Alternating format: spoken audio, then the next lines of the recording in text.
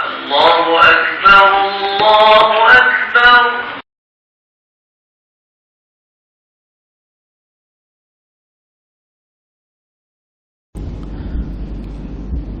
Assalamualaikum warahmatullahi wabarakatuh. Bismillahirrahmanirrahim. Alhamdulillahi rabbil alamin. Wassalatu wassalamu ala asyrafil anbiya'i wal mursalin Sayyidina Muhammadin wa ala alihi wa sahbihi ajma'in. Rabbi syrah li sadri, ya Allah lapangkan dadaku. Wa yassir li amri, permudahkan segala urusanku. Wahlul 'uqdatam min lisani, bukakan kebekuan lidahku. Yafqahu qawli, semoga agak mudah faham apa yang aku nak ayat. Subhanaka la ilma lana illa ma 'allamtana innaka antal alimul hakim. Wala haula wala quwwata illa billahil aliyyil azim.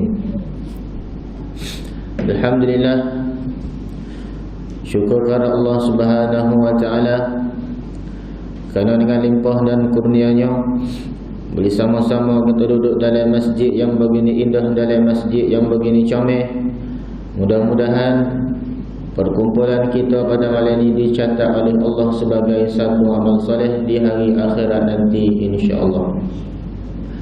A'udzubillahi minasyaitonir rajim. Bismillahirrahmanirrahim. La in syakartum la azidannakum wa la in kafartum inna 'adabi lasyadid. Shadaqallahul azim. Sesungguhnya jika kamu bersyukur kepada nikmatku, pasti kami akan menambah, yakni nikmat kepadamu. Dan sekiranya kamu tidak mensyukuri akan nikmatku, nescaya azabku sangat pedih. Dalam ayat tadi Allah dia beri gambaran kepada kita bahawasanya sesiapa yang bersyukur dia akan tambah nikmat, manakala sesiapa yang tidak mensyukuri nikmat dia, ingatlah azabku sangat pedih. Jadi kata ulama, dalam kehidupan kita mulut tak boleh nak lekang daripada kalimah alhamdulillah. Kena banyak terima kasih kepada Allah, kena banyak terima kasih kepada Tuhan. Sebab apa yang kita ni kena banyak terima kasih kepada Tuhan? Kerana dengan sebab kerja dia berlakulah ambo demo boleh ada dalam masjid pada malam ni kerana kerja dia berlaku. Jadi kita kena banyak mengucapkan alhamdulillah, kerana di antara beribu-ribu orang, beratus-ratus orang, Allah pilih kita boleh duduk dalam majlis ilmu, yang mana siapa-siapa dia yang duduk dalam majlis ilmu, para malaikat dia minta kepada Allah supaya ampunkan dosa-dosa orang yang duduk dalam majlis ilmu. Manakala ikan-ikan di dalam laut, dia mohon kepada Allah supaya ampunkan dosa-dosa orang yang duduk dalam majlis ilmu. Maka sebab itulah kena banyak terima kasih kepada Allah. Sebab kata ulama, kita orang Islam kena banyak bersyukur kepada Allah. Kerana apa kita kena bersyukur kepada Allah? Kerana bila kita bersyukur kepada Allah, menandakan kita redha dengan apa yang Tuhan buat kepada kita. Jadi jangan kita ingat kata amal ibadah ni hanya duduk dalam masjid saja, tak. Jangan kita ingat amal ibadah ni hanya semaya saja, tak. Jangan kita ingat amal ibadah ni ada air semaya saja, tak. Jangan kita ingat amal ibadah ni hanya pakai jubah, pakai subel serupa dengan hamba ni, tak. Jangan kita ingat amal ibadah ni hanya puasa di bulan Ramadan saja, tak. Jangan kita ingat amal ibadah ni hanya baca Quran saja, tak. Hatta ibadah yang tinggi nilainya di sisi Allah, kata ulama, iaitulah ibadah yang tidak memerlukan kepada air semaya, ibadah yang tidak memerlukan kepada jubah dan pakaian, ibadah yang tidak memerlukan kepada kita semaya, ibadah yang tidak memerlukan kepada kita duduk dalam masjid, iaitulah ibadah yang namanya redha dengan gapo yang Tuhan buat kepada kita. Kerana tidak semua orang boleh redha.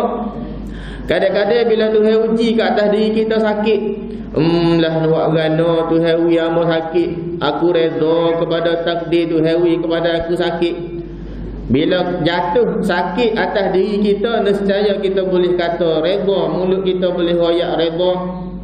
Tapi pada satu saat Allah akan uji bini kita, Allah akan uji anak-anak kita, Allah akan uji seluruh ahli keluarga kita sakit belaka. Maka di saat itulah keredaan kita semakin menipis. Sebab itulah redha amalan yang payah, amalan yang susah, kerana tidak semua orang boleh redha gapo yang Tuhan beri kepada dia. Jadi dia nak kita banyak syukur kepada dia. Kalau kita tak syukur kepada dia, dia marah. Tak marah apa? Adakah kita tengok ni kerana mata kita? Tak. Adakah kita boleh dengar kerana telinga? Tak juga. Adakah kita boleh jalan kerana dua kaki? Tak juga. Adakah kita boleh jamuh satu-satu benda kerana dua tangan kita? Tak juga. Adakah kita boleh kecek kerana mulut kita, kerana lidah kita? Tak juga. Adakah kita boleh makan satu-satu benda sampai kenyang kerana perut kita? Tak juga. Dalil dia, ada ke tak orang yang ada mata tapi tak nampak? Ada. Adakah kita mendengar kerana telinga? Tak. Dalil dia kata ulama, ada ke tak orang yang ada telinga tapi tak boleh nak dengar? Ada.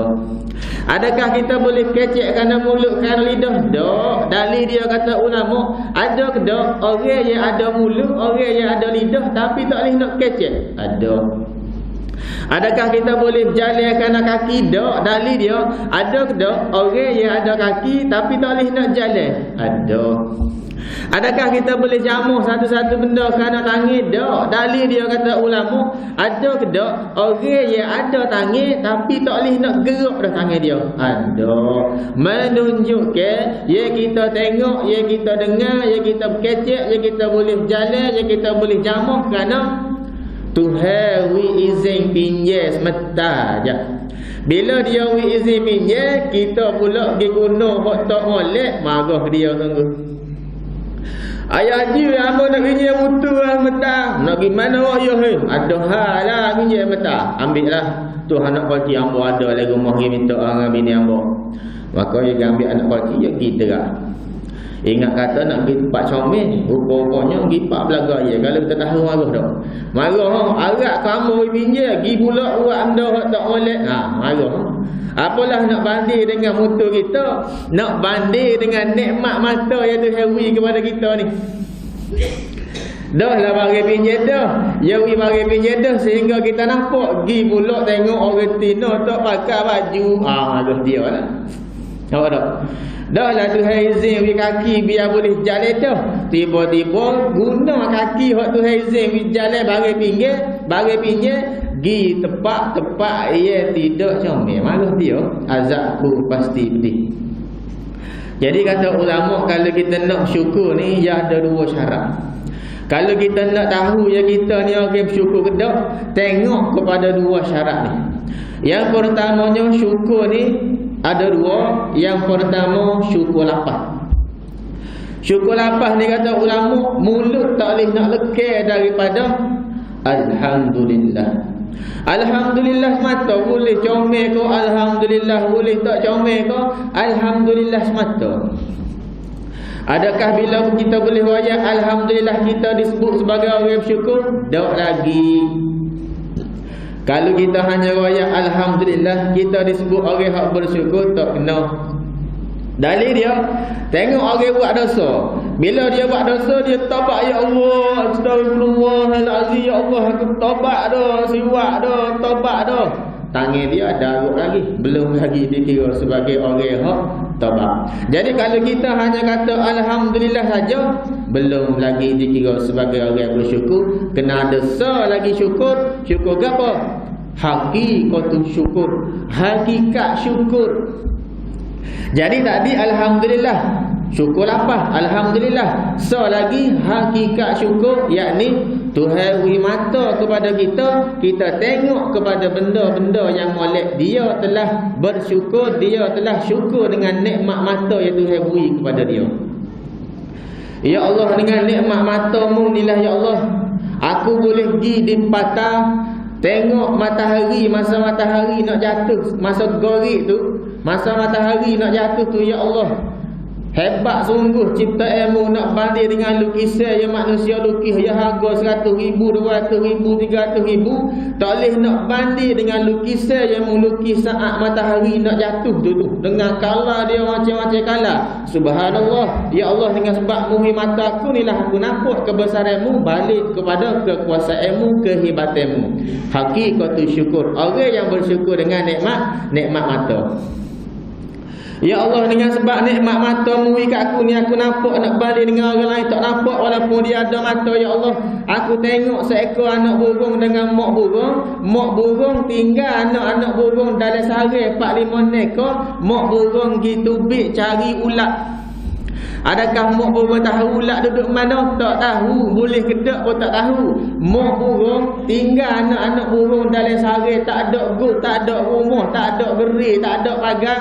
Kalau mari ular, mampu anak dia. Kalau mari sumur kata, mampu anak dia. Kalau mari jawab, mampu anak dia. Tapi mak burung ni, keyakinan dia rezeki daripada Allah. Dia yakin dia tubik cari ular. Balik Nabi kata anak-anak dia punya, ya Allah, dengan sebab Mu aku nikmat mata ni aku nampak, keyakinan aku, tauhid aku, rezeki aku hanya bergantung kepadamu semakin kuat. Dengan sebab aku tengok tauhid daripada seekor burung.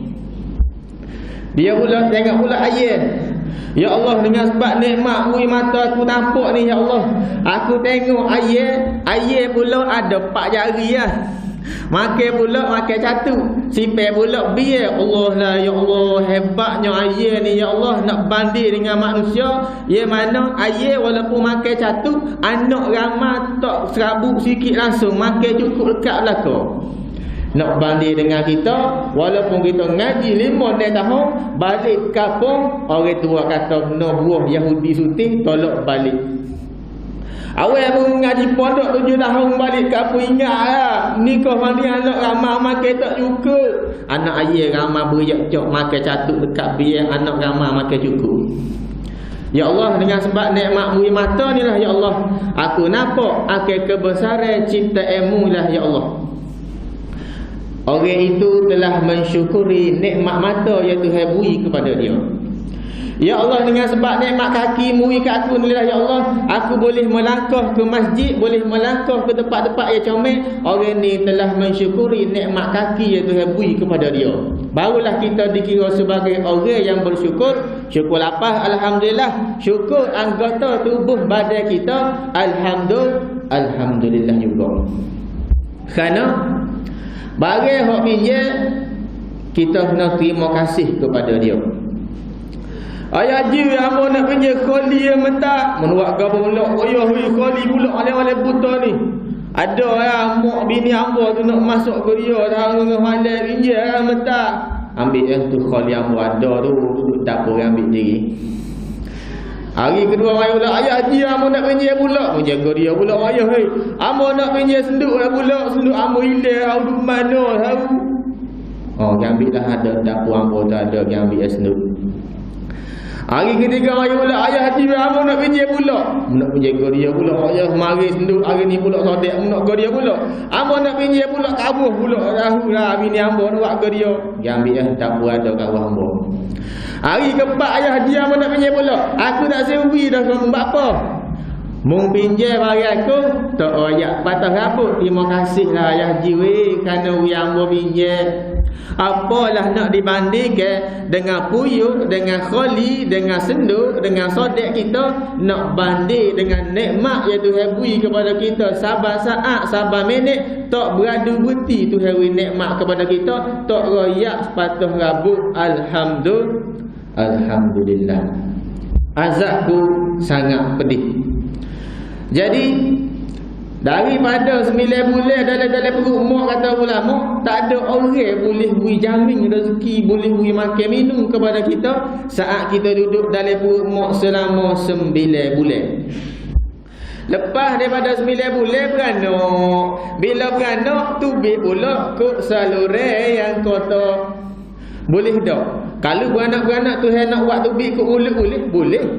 Sebab dengan binatang-binatang lain beranak-beranak tubik kok mulut. Tapi manusia tak. Beranak-beranak tubik kok lokal yang najis, macam-macam darah, dengan darah haid, dengan darah istihadah, dengan darah nifas, dengan darah macam-macam darah ada.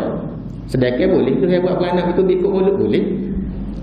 Manusia itu pula beranak dalam keadaan telanjang bagai. Dah boleh tak? Kalau beranak ada jubah lalu dah boleh. Sebab dengan Kura bila dia beranak ada jubah lalu dah tanda dia. Tapi tak, Tuhan buat manusia telanjang bagai. Beranak pula manusia tak boleh nak berjalan, sedekah boleh tak? Kalau beranak pakai unggas lalu boleh buat. Tuhan boleh buat supaya dengan teluk. Ada pun kuda ke, dia beranak duk mentaduk kan bunga dah. Sedangkan Allah boleh buat, tapi Tuhan tak buat. Dia ajar dia ajar kita. Maka sepatutnya semakin tebal keyakinan kita kepada Allah, kerana tak ada orang yang boleh jaga kita, tak ada orang yang boleh beri rezeki kepada kita di saat kita duduk dalam perut mak selama 9 bulan. Kata ulama, kita balik lepas ni kita boleh tidur. Bila kita boleh tidur, Allah beri nikmat ngatuk mata. Tuhan beri nikmat ngatuk mata kepada kita balik rumah ni, kita boleh tidur. Bangun daripada tidur, Nabi kata sendi anak ada 360 sendi. 360 sendi tu bangun daripada tidur, balas nikmat Tuhan dengan semaya duha dua rakaat. Tak usah duit nak suruh semaya duha dua rakaat. Tuhan beri nikmat kita ngatuk boleh tidur, nak banding dengan orang tak boleh nak tidur. Balas dengan semaya duha 2 rakaat. Benda yang banyak boleh kata, kita boleh kata alhamdulillah. Tapi benda yang sikit tak boleh nak raya alhamdulillah. Orang beri duit ke dia 500, alhamdulillah. Orang beri duit ke dia 5 ayat, tak raya sepatah rabu, alhamdulillah. Nikmat kecil dan nikmat beruk ni kata ulama lebih besar daripada nikmat makan dan minum. Dalil dia pergi Kuala Lumpur dengan bini dia. Tok laki dia bawa kereta, bini kata abang moi butia sebentar mau lapar nasi ni kamu kat depan kata abang ingat aci butia sebentar. Tok laki kata Allah mukmun makan rokmo. Oh lah makan ganu lah di Gojek kita pergi makan nasi daging ganu tak jauh dah di Gojek lagi. Bini kata ha lah apa lah abang lah di Gojek gila.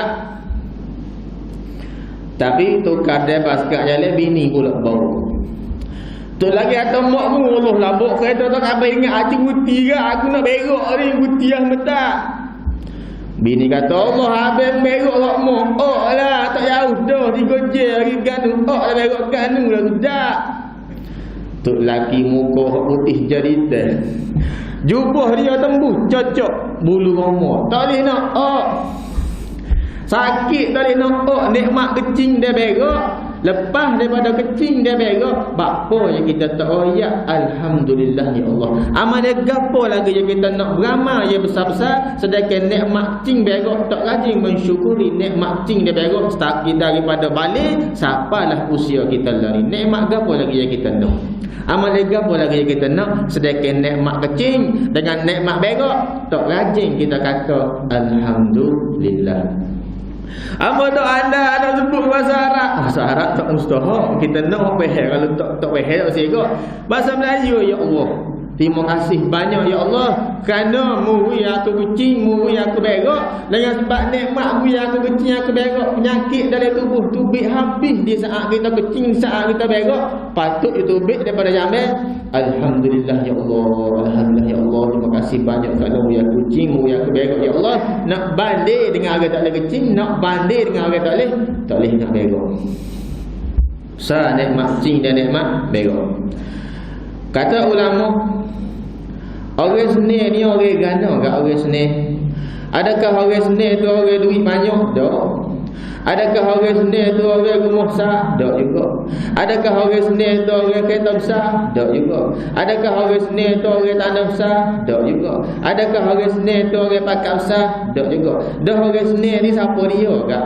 Orang senil dia kata ulama, kita semua ni senil belakang. Kita kata tak je kita semua ni orang senil belakang. Orang senil apa tak ada mutu, apa ada basikal. Senil belakang. Kita semua duduk dalam masjid ni orang senil belakang. Senil lagu mana? Orang senil nak balik dengan orang susah. Orang susah mana? Orang susah kata ulama kita tengok di hospital. Dia lah orang susah. Oh, kita wali mahal sekali kita ke sini.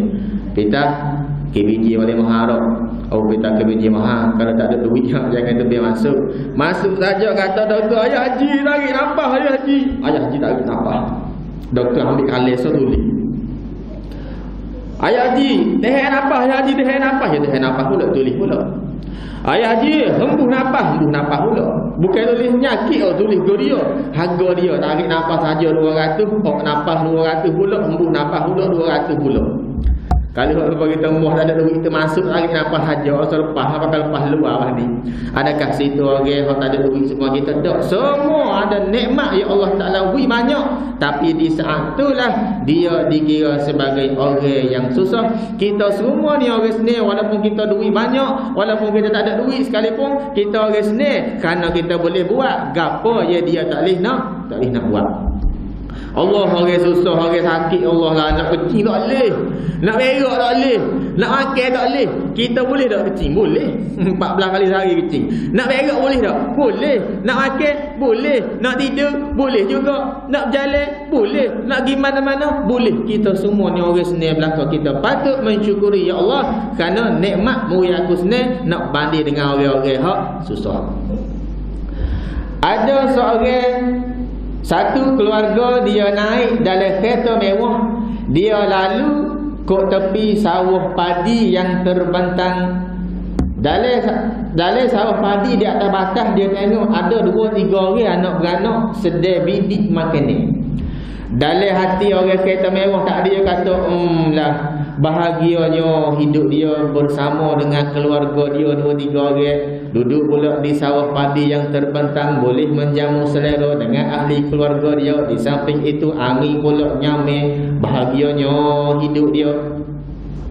Rupa-rupanya orang hak dalam sawah padi tadi dia tengok kereta lalu, dalam hati dia kata Allah lah bahagianya dia naik atas kereta mewah, sukanya dia nak pergi mana-mana boleh belaka, bahagianya hidup dia. Kata orang pula kalau nak hidup bahagia kena habis ngaji dulu. Ternyata bila kita habis ngaji hidup tak bahagia juga.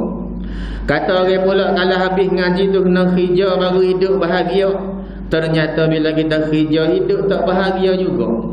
Kata orang pula kalau nak bahagia lepas daripada kerja kena nikah lah baru bahagia. Ternyata bila kita nikah hidup tak bahagia juga. Kata orang pula kalau nikah dia ada anak lah hidup bahagia ya weh. Ternyata bila kita nikah ada anak sekalipun tak bahagia juga. Semua tadi rupa-rupanya hidup tak bahagia belaka. Dan hidup bahagia lagu mana? Bahagia itu terletak ahli dalam yang bernama hati sentiasa rasa cukup. Gapo yang Tuhan beri kepada dia, sikit rasa cukup, banyak rasa cukup sama, barulah disebut sebagai orang yang bahagia. Sebab itulah kata ulama, bala kita ni dia ada 4. Bala ni makna ujian. Bala dengan sebab senang, bala dengan sebab susah, bala dengan sebab sakit, dia bala dengan sebab sihat. Bala dengan sebab sakit, bala dengan sebab susah, kata ulama ramai ya orang perasan. Tapi bala dengan sebab senang, bala dengan sebab sihat, ramai ya orang tak perasan. Cuba tengok atas kehidupan kita sendiri kau. Allah lah masa dia susah hari tu makan pula sore, kerja pula tak ada, tidur pula sore, basuh baju sore, basuh pinggan sore, tak ada orang nak tolong. Tiba-tiba tu uji dia, boleh nikah dah pula dah, ada kerja. Allah lah senirnya dia. Makan pula 2 orang, ada orang tolong basuh pinggan, ada orang tolong basuh baju, boleh tidur pula 2 orang. Tapi lah ni tak nampak dah muka dia sejik. Ujian bala dengan sebab senang. Di saat susah itu, seminggu sekali ada juga. Walaupun seminggu sekali lorak kerja ada juga. Bila Tuhan uji dia dengan nikmat senang, dengan nikmat sihat, tak nampak langsung. Itulah sebenarnya bala dengan sebab senang, bala dengan sebab sihat. Ramai orang tak rasa.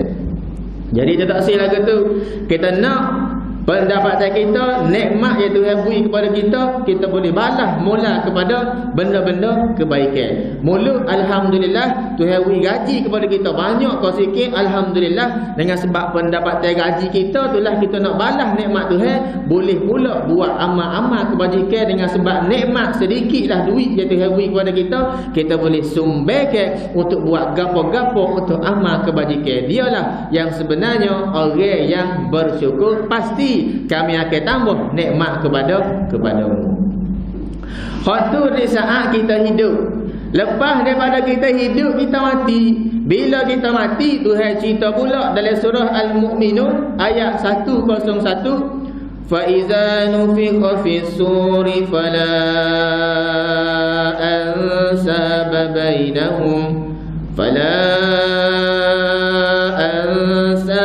bainahum yawma idin wala yatasaalun. Tuhan cerita lah ni kita hidup, lepas daripada ni kita mati. Bila kita mati duduk alai kubur, fa iza nufikha fis sur, ditiup sangkakala yang ketiga. Sangkakala ni dia khilaf di kalangan ulama. Ada yang mengatakan 2 kali tiup, dan ada yang mengatakan 3 kali tiup. Bila ditiup sangkakala, fala ansaba bainahum yawma idin, maka tidak ada gunanya lagi talian anak beranak, waris-waris, sanak saudara, mak ayah, bini dan anak. Nafsi diberikan tugas kepada malaikat Israfil untuk nak meniup sangkakala. Bila ditiup sangkakala, kita hok dalam kubur ni adik kakak akan bangun semula. Bila bangun seumpama kulak yang baru tumbuh, seumpama anak penyu yang baru tumbuh, boh naik semula, berjalan nak menuju kepada mahsyar. Tuhan cerita keadaan kita lepas daripada ni tak lama dah. Duduk ada kubur, bangkit daripada kubur masing-masing, berjalan nak menuju kepada mahsyar dalam keadaan telanjang bogel belakang. Nabi SAW cerita kepada Siti Aisyah. Siti Aisyah tepuk Nabi, ya Rasulullah, hamba malu kalau tanya gitu kak. Tapi di saat tu adik kakak, wala yatasaalu, tak ada nak nanya khabar, tak ada nak nanya khabar. Takut panah pakak berjalan nak menuju kepada mahsyar. Ramas tak daripada zaman tu ada siapa kiamat nanti tak boleh nak royak ramai pula tu. Dalam keadaan telanjang bogel, panah huru hara dan panah seumpama matahari dengan jeka dengan kepala.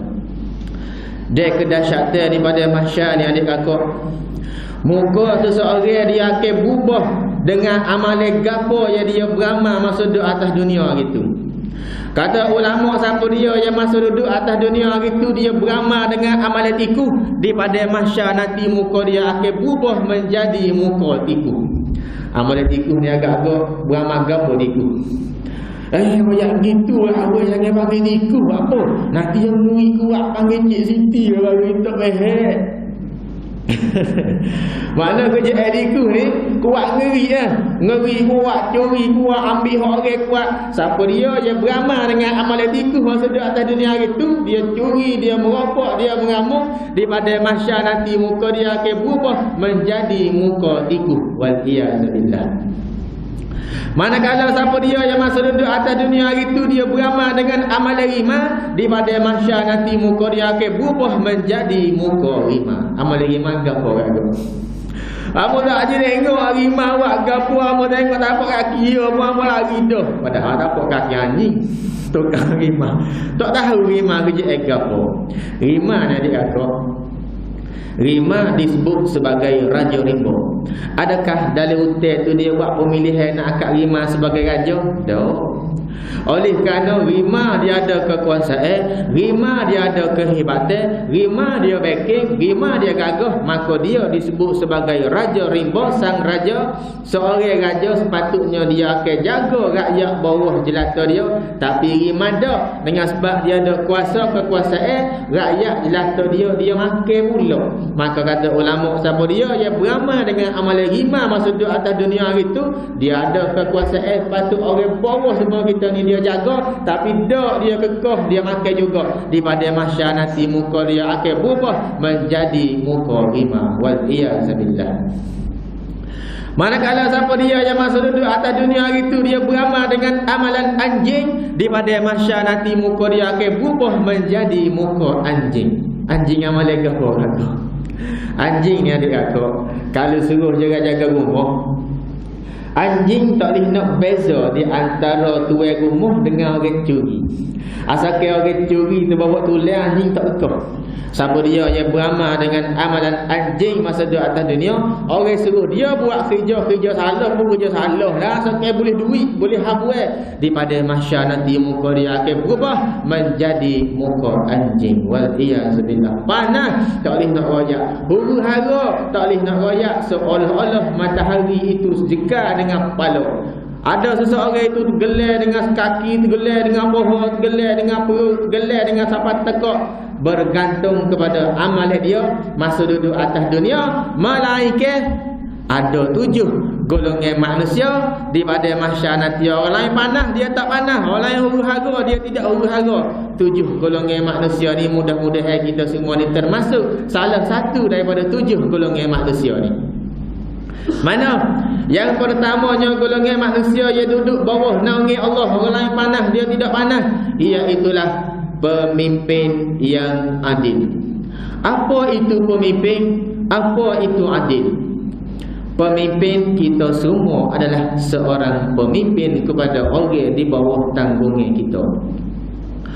Adil dia boleh ambil jalan tengah di antara kiri dan kanan. Tak kata kiri, tak kata kanan, dia boleh ambil jalan tengah. Dia adalah orang yang adil.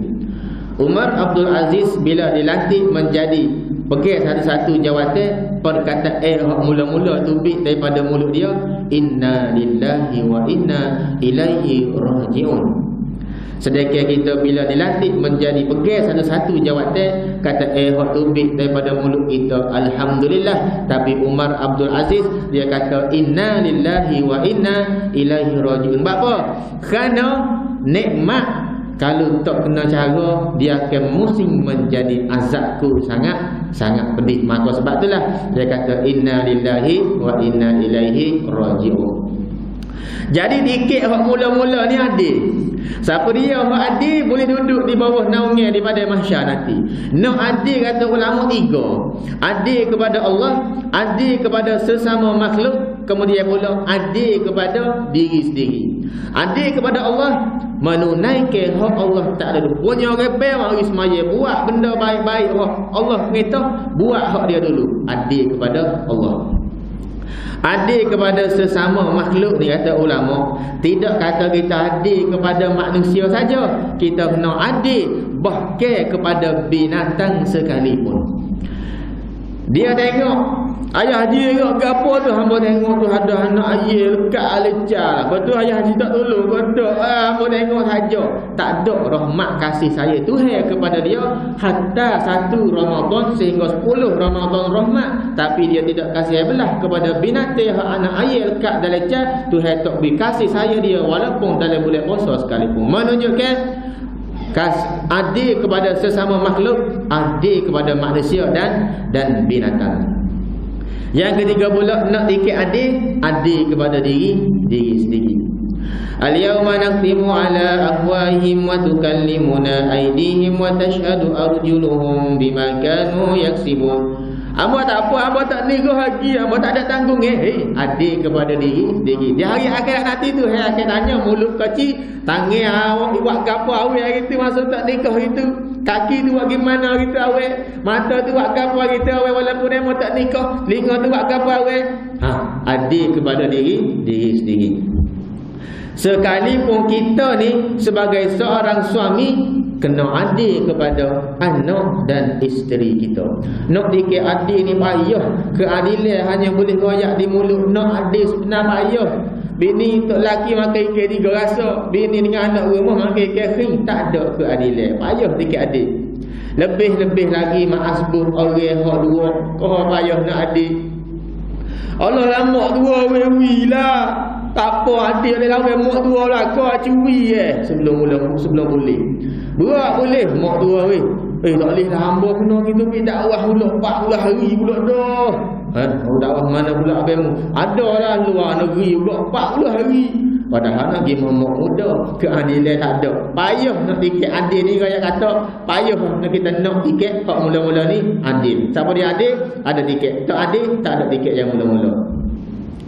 Yang kedua pula iaitulah orang pemuda yang sentiasa buat amal ibadah kepada Allah. Nak cari mana orang muda? Dah ada. Kalau kau oleh kampung orang muda lama, tapi tangan dia tak tinggal kendi dia. Ada semua kendi tangan. Payah nak cari orang muda.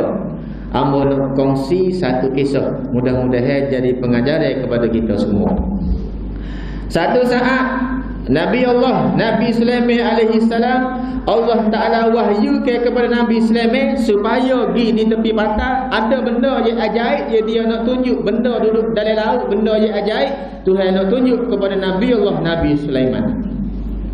Nabi Sulaiman sedia maklum, kita tahu dah, dia adalah sang raja kepada binatang, kepada jin dan kepada manusia. Dia arahkan semuanya pergi di satu tempat yang Allah Ta'ala perintahkan, iaitulah nak tunjuk satu benda yang ajaib yang ada dalam permukaan laut yang sangat dalam. Maka Nabi Sulaiman alaihi salam perintahkan kepada jin suruh terjun ke dalam laut, pergi cari beribu-ribu meter, ada benda yang ajaib dalam laut, waktu pergi mari tunjuk kat aku ada gapo. Maka jin menurut perintah daripada Nabi Sulaiman cari dalam laut. Ternyata dalam beberapa ketika jin tadi mari semula, wahai Nabi Sulaiman, ternyata tak ada gapo yang aku cari dalam laut ni yang benda yang ajaib yang aku boleh tunjuk kepadamu. Tak ada. Kemudian Nabi Sulaiman perintahkan pula kepada jin Ifrit. Kehebatan jin Ifrit 2 kali ganda daripada jin yang mula-mula. Menurut perintah daripada Nabi Sulaiman, terjun dalam laut, dicari beribu-ribu meter 2 kali ganda daripada jin yang mula-mula. Ternyata dalam beberapa ketika jin Ifrit mari mula, wahai Nabi Sulaiman, ternyata tak ada gapo yang aku cari jumpa dalam laut, benda yang ajaib yang aku boleh tunjuk kepadamu, tak ada. Kemudian Nabi Sulaiman perintahkan kepada orang kanan dia, kata ulama, ada pun sepupu dia, ada pun tukar tulis Nabi Sulaiman, iaitulah Asif bin Barqiyah. Maka kehebatan Asif bin Barqiyah yang kita sedia maklum dah, di saat Nabi Sulaiman nak alihkan singgah sana Ratu Balqis, nak mari tak depan dia tu, siapa dia yang boleh alih? Kata jin Ifrit, aku boleh alih. Lama mana boleh alih? Aku boleh alih sebelum mu bangun. Siapa dah? Lambat. Ada lagi tak orang boleh alih? Ada. Siapa dia? Manusia, wali Allah yang bernama Asif bin Barqiyah. Lama mana boleh alih? Sebelum mengkelik, wahai Nabi Allah. Siapa? Ternyata jin di zaman dulu selendang dah dengan kita manusia, tapi di akhir zaman manusia pula minta mereka dengan jin. Kalau tahu kisah asal dia, malu kita apa? Orang jin zaman dulu, ketua dia tu selendang dah dengan manusia itu sebagai khalifah. Maka Asif bin Barqiyah tidak sebagaimana dengan jin tadi. Dia hanya angkat tangan dan berdoa, ya Allah, mu tunjukkanlah ada gapo yang benda yang ajaib yang ada dalam lautan ni sehingga diselami oleh 2 ekor jin tak jumpa cari. Maka Allah Ta'ala makbulkan doa Asih bin Barqiyah. Ternyata di saat itu keluar satu kubur yang warna putih daripada dasar lautan yang mempunyai 4 penjuru pintu. Penjuru pintu yang pertama diperbuat daripada intan permata, penjuru pintu yang kedua diperbuat daripada yakut, penjuru pintu yang ketiga diperbuat daripada mutiara, penjuru pintu yang keempat diperbuat daripada zabarjud yang berwarna hijau. Tidak ada setitik pun air yang ada dalam kubur yang berwarna putih tadi. Wahai Nabi Allah, Nabi Sulaiman, itulah dia keajaiban yang Tuhan nak tunjuk kepadamu. Nabi Sulaiman begitu kagum kerana dia seorang Nabi, tapi Asih bin Barqiyah bukan seorang Nabi, bukan seorang Rasul, tapi Tuhan terima doa dia yang sangat makbul. Maka bila masuk dalam kubur tadi, ternyata di dalam kubur tadi ada sang pemuda yang sedang buat amal ibadah kepada Allah. Kata Nabi Allah, Nabi Sulaiman, saya pemuda, lama mana lagi duduk sini? Kata pemuda tadi, aku duduk sini daripada zaman Nabi Ibrahim alaihissalam. Dah apa yang boleh buat amal ibadah sini ni?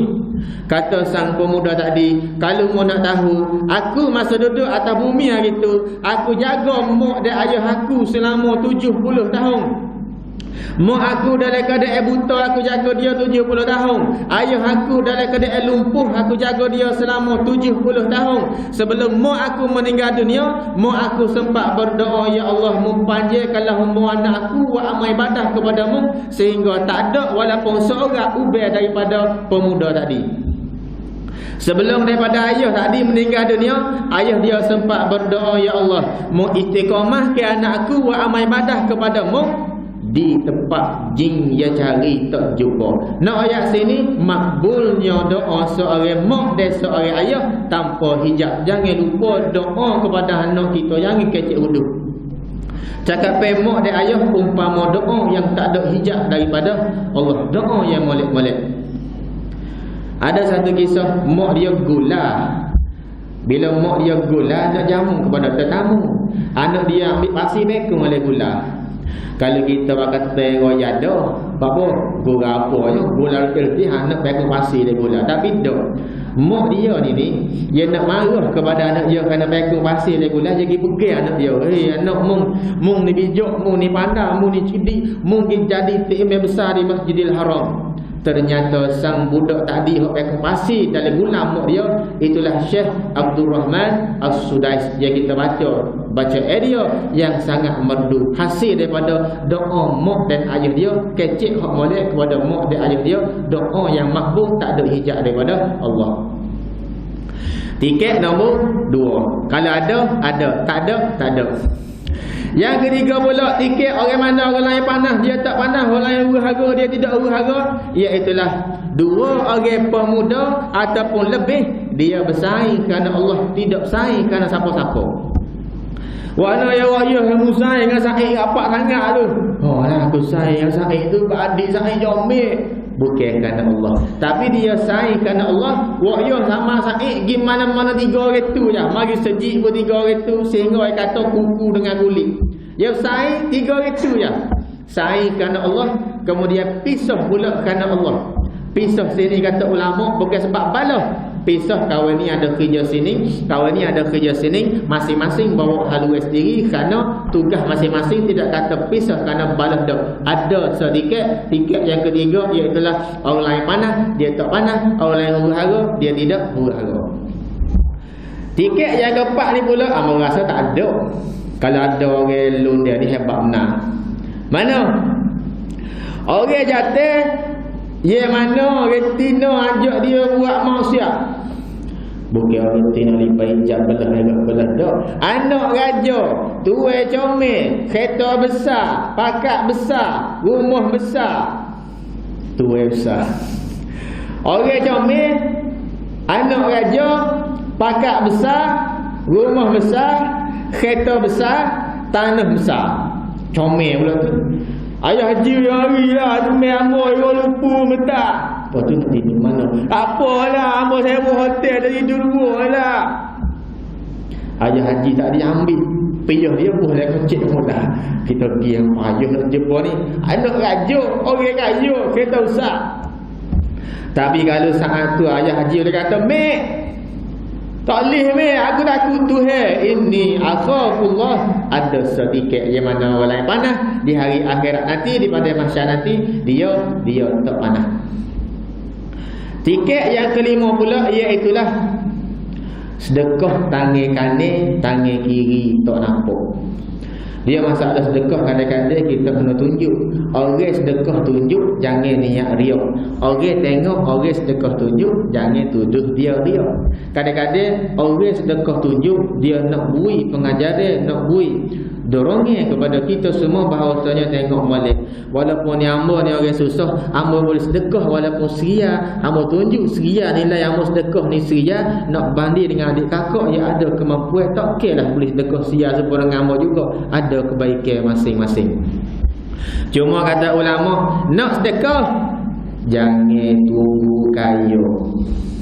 Ada satu kisah Habib Abdullah Al-Idrus, pengarang kitab Ratibul Al-Idrus. Dia ni saking kaya raya Habib Abdullah Al-Idrus sehingga berjalan di atas kapet merah. Kaya. Dia pergi tetamu pergi ke rumah dia bilik anak tangga. Lakon 10 anak tangga, 10 ekor kambing. Lakon 7 anak tangga, 7 ekor kambing. Lakon 8 anak tangga, 8 ekor kambing. Sehingga tetamu kata, "Ya Habib, mu ni kaya raya sungguh." Kata Habib Abdullah Al-Idrus, "Sekaya-kaya aku pun, aku masih berdeki dengan adik aku Habib Hussein kerana dia lagi kaya daripada aku." Kaya lagi daripada mu? Maka tetamu tak pergi nak pergi tengok adik dia yang habis dia kata kaya daripada dia. Ternyata bila tetamu dia pergi jumpa dengan adik dia Habib Hussein, ternyata bila masuk dalam rumah hanya dihidangkan kopi sekerak gelas, kemudian pula roti kering dikerak dibagi sebelah.